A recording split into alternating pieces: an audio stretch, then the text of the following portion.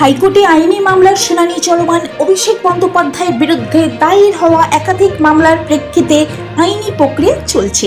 সাম্প্রতিক সময় কলকাতা হাইকোর্টে তার মামলাগুলি নিয়ে শুনানি ও নথি জমা দেওয়ার নির্দেশ হয়েছে।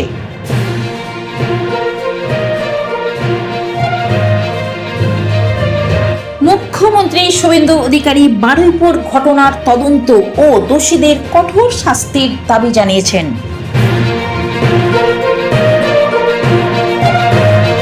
মমতা বন্দ্যোপাধ্যায়ের বারুইপুর কাণ্ডের প্রতিবাদে মিছিল, দোষীদের কঠোর শাস্তির দাবি।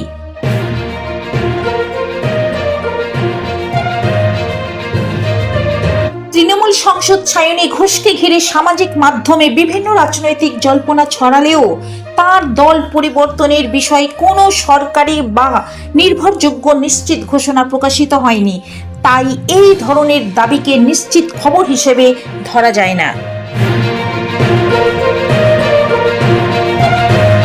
সাম্প্রতিক সরকারি উদ্যোগগুলির মধ্যে চা বাগান শ্রমিকদের জন্য নতুন কল্যাণমূলক প্রকল্প এবং স্বাস্থ্য পরিকাঠামোর উন্নয়নের পরিকল্পনা নিয়েও সরকারের পক্ষ থেকে জোর দেওয়া হয়েছে।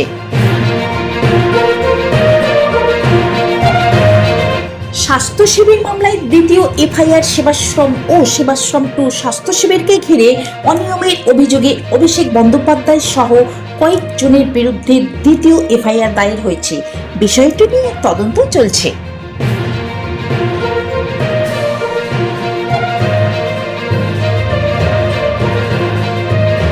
মুখ্যমন্ত্রী শুভেন্দু অধিকারী জানিয়েছেন, রাজ্যে গণতান্ত্রিক ও অন্তর্ভুক্তিমূলক রাজনৈতিক সংস্কৃতি গড়ে তোলাই তার সরকারের অন্যতম লক্ষ্য। বিধানসভার কার্যক্রমকে আরও আধুনিক ও স্বচ্ছ করার উদ্যোগের কথাও তিনি উল্লেখ করেছেন।